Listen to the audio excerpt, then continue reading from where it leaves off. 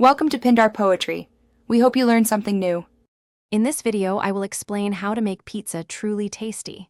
First, let's talk about the foundation, your dough. Using high-quality flour is essential for a superior crust. Aim for a dough hydration of around 65%. This creates a wonderfully chewy texture. Don't rush the process.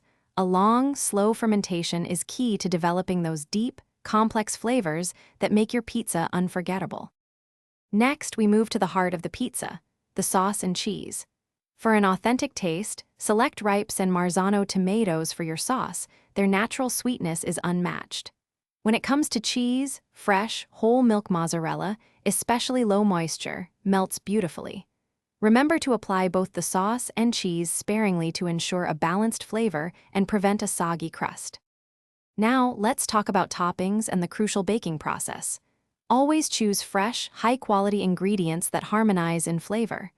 Resist the urge to overload your pizza. Less is often more, ensuring even cooking and a crisp crust.